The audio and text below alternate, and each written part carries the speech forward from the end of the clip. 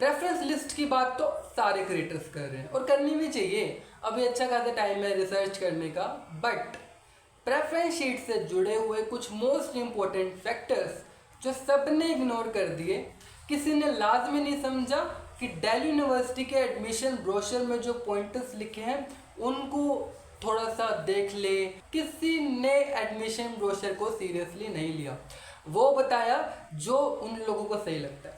अब बाकी मैं और बात करूंगा नहीं, मैं इस वीडियो के जरिए तुम लोगों तक वही बात पहुंचाऊंगा, वही फैक्ट्स, वही प्रूफ दूंगा जो दिल्ली यूनिवर्सिटी के एडमिशन ब्रोशर में साफ साफ मेंशन है। एक्सप्लेन करने की कोशिश करूंगा कि प्रेफरेंस लिस्ट को किस तरीके से डिज़ाइन करना है, दिल्ली यूनिवर्सिटी का इसके ऊपर क्या पॉइंट ऑफ व्यू है। तो ये वीडियो तुम्हारे लिए इंपॉर्टेंट है। अगर तुम्हारा कोई फ्रेंड अभी भी कंफ्यूज बैठा हुआ है कि प्रेफरेंस लिस्ट को किस तरीके से बनाना है, तो हाँ, अभी पहले तुम ये वीडियो देख लो, समझ लो, और अगर लगे कि काम की वीडियो थी देन ये वीडियो अपने उन फ्रेंड्स के बीच भी जरूर शेयर कर देना। लेकिन ज़्यादा से ज़्यादा शेयर करना, क्योंकि मैं अपनी तरफ से तो पूरी रिसर्च करके आया हूँ और रिसर्च के साथ आया हूँ, तो प्रूफ्स भी मैं इस वीडियो के अंदर जरूर दिखाऊंगा। So without wasting any time now let's start the video. और हाँ, चैनल पे नए हो तो बस चैनल को सब्सक्राइब करके बेल आइकन को प्रेस कर देना। ऐसे ऑथेंटिक अपडेट्स मैं time to time Delhi university admission से रिलेटेड तुम लोगों तक पहुंचाने की पूरी कोशिश करूंगा। So now without wasting any time let's start the video.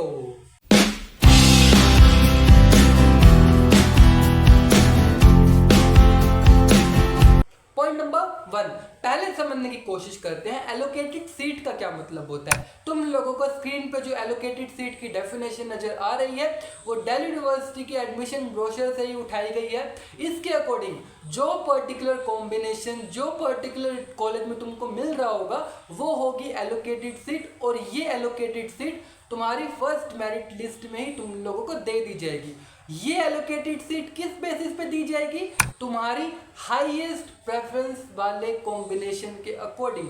मतलब जिस भी प्रेफरेंस लिस्ट को तुम सबमिट करोगे उस प्रेफरेंस लिस्ट में जो वो पर्टिकुलर कॉम्बिनेशन होगा, जिस नंबर पे होगा, वो ज़्यादा मैटर करता है। ये दिल्ली यूनिवर्सिटी हमेशा ट्राई करती है तुम लोगों की एलिजिबिलिटी को टॉप से स्टार्ट करने का, कि क्या तुम्हारा स्कोर, तुम्हारी जो कैटेगरी है वो तुम्हारे प्रेफरेंस ऑर्डर में जो फर्स्ट नंबर पे लिखा होगा कॉम्बिनेशन जो तुमने सबमिट करा होगा, क्या उसमें मैच हो रहा है। पहले तुम्हारी एलिजिबिलिटी चेक होगी, टॉप जो तुमने प्रेफरेंस लिस्ट में सबमिट करा होगा कॉलेज प्लस कोर्स का कॉम्बिनेशन, देन उसके नेक्स्ट, देन उसके नेक्स्ट, देन उसके नेक्स्ट, ऐसे करते करते जब तक तुम्हारा स्कोर और तुम्हारी category and as well as number of seats उस पर्टिकुलर कोर्स में जो अवेलेबल है, जब तक ये तीनों क्राइटेरियाज पूरे नहीं हो जाते ना, तब तक यूनिवर्सिटी चेक करती रहेगी क्या तुम्हारी एलिजिबिलिटी फर्स्ट वाले कॉम्बिनेशन से मैच कर रही है। नहीं कर रही तो नेक्स्ट पे आओ, तो नेक्स्ट पे आओ, तो उसके बाद नेक्स्ट पे आओ।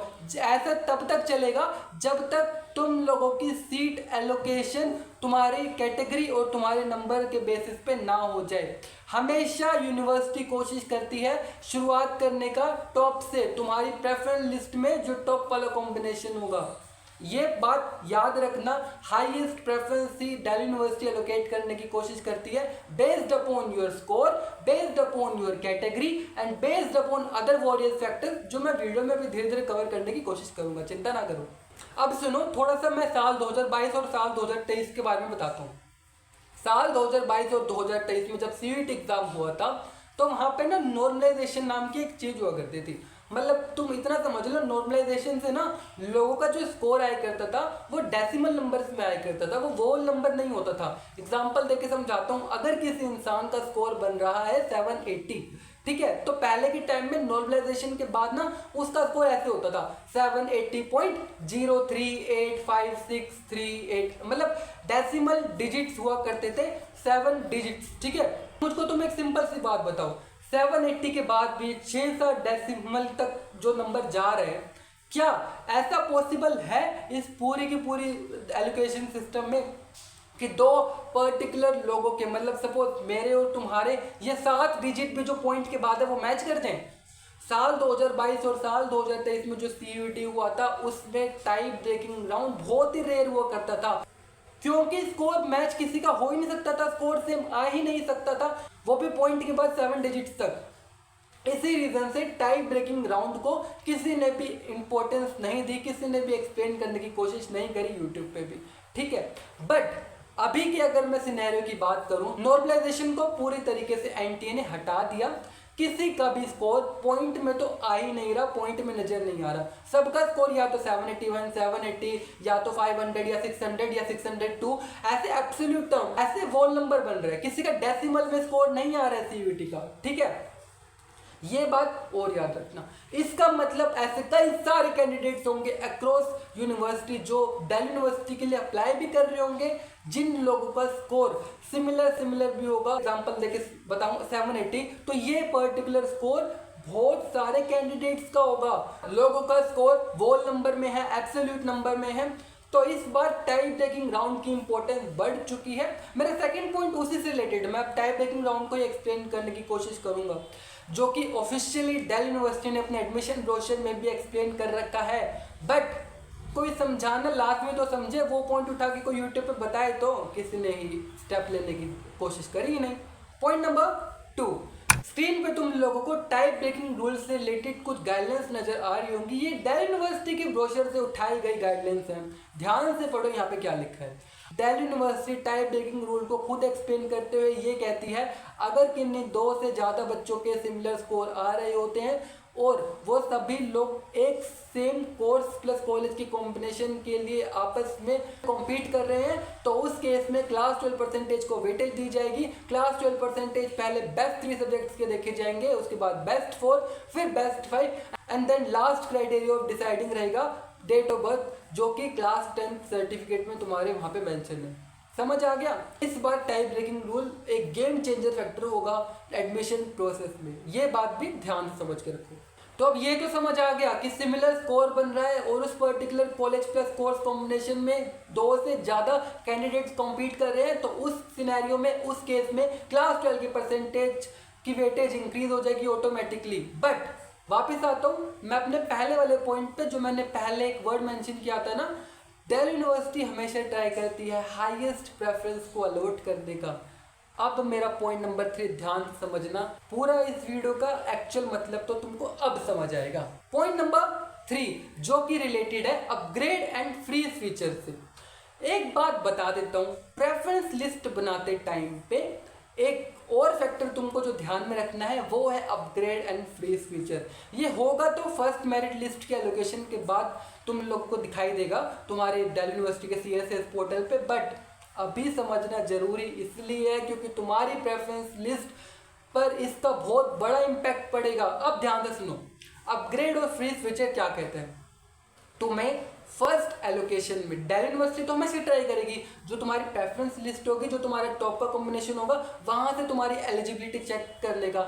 लेकिन जो तुम्हें सीट एलोकेट होगी, अगर तुमको लगता है कि कोई भी कोर्स प्लस कॉलेज का कॉम्बिनेशन जो तुमको एलोकेट हुआ है फर्स्ट राउंड में, तुमको ऐसी फीलिंग्स आ रही हैं कि सेकंड राउंड में हो सकता है मेरे को इससे अच्छा मिल जाए, जो मेरी प्रेफरेंस लिस्ट में और भी टॉप पे हो सकता है मेरे को कॉम्बिनेशन अलॉट हो जाए सेकंड मेरिट लिस्ट में या फिर थर्ड मेरिट लिस्ट में। एक मिनट, दिल्ली यूनिवर्सिटी को ख्वाब तो आ नहीं रहे हैं सेकंड मेरिट लिस्ट के टाइम पे, वो जब तुम्हारी वापस से एलिजिबिलिटी चेक कर रहे होंगे, तुम्हारी प्रेफरेंस लिस्ट को ही तो देख रहे होंगे कि प्रेफरेंस लिस्ट में अब तुमने टॉप पे कौन सा कॉलेज प्लस कोर्स कॉम्बिनेशन पहले रखा था, उसमें क्या एलिजिबिलिटी मैच हो रही है, क्या उसके बाद वाले में हो रही है, क्या उसके थर्ड वाले में हो रही है, क्या उसके फोर्थ वाले में हो रही है। अपग्रेड फीचर का इस्तेमाल तुम तभी कर पाओगे जब तुमको जो कोर्स प्लस कॉलेज का कॉम्बिनेशन अलोकेट होगा फर्स्ट लिस्ट में, उससे ऊपर कुछ कॉलेज प्लस कोर्स के कॉम्बिनेशन होंगे। अगर तुम लोगों ने लोवेस्ट कॉलेजेस को ऊपर रख दिया लिस्ट के, देन अपग्रेड फीचर कहां से यूज कर पाओगे। दिल्ली यूनिवर्सिटी को ख्वाब नहीं आ रहे हैं, जो प्रेफरेंस लिस्ट में तुम टॉप पे कॉलेज प्लस कोर्स का कॉम्बिनेशन रखोगे ना, यूनिवर्सिटी वालों को तो यही लगेगा कि भाई इस इंसान के अकॉर्डिंग ये कोर्स प्लस कॉलेज का कॉम्बिनेशन इसके हिसाब से टॉप प्रायोरिटी होना चाहिए। ये है तुम्हारी पर्सनलाइज प्रेफरेंस शीट, जो मैं यहाँ समझाने की पूरी कोशिश कर रहा हूँ। तुम लोगों को अपग्रेड फीचर ना इन फ्यूचर सेकंड, थर्ड और इवन सब्सिक्वेंट जो merit list Delhi university release करती है, अपग्रेड फीचर तभी तुम यूज कर पाओगे जब तुम्हारी लिस्ट में टॉप कॉलेजेस नंबर 1 पे होंगे। चाहे तुम्हारा कितना भी स्कोर बन रहा हो, हमेशा प्रायोरिटी टॉप 2 लोवेस्ट कॉलेजेस को ही देना अपनी प्रेफरेंस लिस्ट में। एग्जाम्पल के तौर पे नॉर्थ, साउथ, ऑफ कैंपस की कॉलेजेस। मैं वापस से बता रहा हूँ, तुम जिस भी कोर्स को टारगेट करना चाहते हो, जिस भी कॉलेज की तरफ जा रहे हो, अपने प्रेफरेंस लिस्ट को गलत मत फिलअप करके बैठ जाना किसी और की एडवाइस को मान के। मैंने सारे प्रूफ इस वीडियो में तुम लोगों तक पहुँचाने की पूरी कोशिश करी है कि highest preference Delhi university allocate करती है, और वो हाईएस्ट प्रेफरेंस दिल्ली यूनिवर्सिटी के अकॉर्डिंग वो प्रेफरेंस होगी जो तुमने अपनी प्रेफरेंस लिस्ट में नंबर 1 पे सबमिट कर रखी होगी। अपग्रेड फीचर का तुमको अगर इस्तेमाल करना है, देन अपग्रेड तुम अपनी सीट तभी कर पाओगे, सब्सिक्वेंट राउंड्स में अपना लक ट्राई तभी कर पाओगे जब तुम्हारी एलोकेटेड सीट के ऊपर कुछ कॉम्बिनेशन होंगे। आया बात समझ? लोगों से हाथ जोड़ के वापस से एक रिक्वेस्ट करना चाहता हूँ, टाई ब्रेकिंग राउंड को तुम लोगों ने इस वीडियो के जरिए समझ लिया, तुम लोगों ने अपग्रेड फीचर के बारे में भी समझ लिया, जो कि प्रेफरेंस लिस्ट से रिलेटेड काफ़ी ज़्यादा मोस्ट इंपॉर्टेंट फैक्टर है। मैंने अपनी तरफ से पूरी कोशिश करी तुम लोगों को आसान भाषा में समझाने का। ये वीडियो इंपॉर्टेंट है, उन सभी फ्रेंड्स तक पहुँचा देना जिनको डाउट हो रहा था, जिनको अभी भी लग रहा था कि प्रेफरेंस लिस्ट किस तरीके से डिज़ाइन करनी चाहिए। मैं नहीं चाहता कोई भी इंसान जो थोड़ी बहुत भी होप्स होती है वो गवा के बैठ जाए। तुम्हारा इर्रिस्पेक्टिव ऑफ स्कोर हमेशा प्रायोरिटी टॉप कॉलेजेस से लेके लोवेस्ट कॉलेजेस उस लिस्ट में रहना चाहिए। अपने फ्यूचर के साथ मत खेलना, मैं वापस से रिक्वेस्ट करके बोल रहा हूँ। एज अ एल्डर ब्रदर, तुम लोग मेरे को भैया बोलते हो, मैं तुम लोगों को कोई गलत स्टेप नहीं लेने दूंगा। इसी रीज़न से ये वीडियो प्रूफ्स के साथ बनाना जरूरी था। बाकी तुम लोगों की मर्जी है, मेरा काम था वीडियो बना के तुम लोगों को सतर्क करना, तुम लोगों को अवेयर करना। ये वीडियो अपने सभी फ्रेंड्स के बीच पहुँचा देना, अल्टीमेट ज़्यादा से ज़्यादा शेयर करना। और हाँ, मैंने इस YouTube चैनल के जरिए प्रेफरेंस लिस्ट भी रिलीज कर रखी है। अगर तुम कॉमर्स बैकग्राउंड से बिलोंग करते हो, एक बार डिस्क्रिप्शन बॉक्स चेक करना, डिस्क्रिप्शन बॉक्स में इजी स्टेप्स है, तुम मेरे से कॉमर्स रिलेटेड कोर्सेज की प्रेफरेंस शीट भी ले सकते हो। बट एज ए रिमाइंडर वापस से बताऊंगा, हमेशा प्रेफरेंस में सबसे ऊपर टॉप कॉलेजेस रखोगे, उसके बाद साउथ और ऑफ, ऐसे करके। बाकी उस PDF की लिंक मैं तुम लोगों को डिस्क्रिप्शन बॉक्स में भी दे दूंगा, डाउनलोड करके एक बार खुद भी पढ़ लेना अच्छे से, ठीक है। इस वीडियो को ज़्यादा से ज़्यादा जरूर शेयर करना। और हाँ, मिलते हैं किसी अगली वीडियो में किसी नए टॉपिक के साथ। चैनल पे नए हो तो चैनल को सब्सक्राइब करके बेल आइकन को भी प्रेस कर देना। सो हर वीडियो के एंड में कहे तो इस वीडियो के भी एंड में बोलूंगा, इतना इंतजार कर रहा है, थोड़ा सा इंतजार और सही, आखिरी स्टेप है, थोड़ा सा वेट और कर लेना, क्योंकि कमेंट सेक्शन में एक हैशटैग जरूर डाल देना, हैशटैग दिल्ली दूर नहीं। So this is Jitin Kumar, signing off.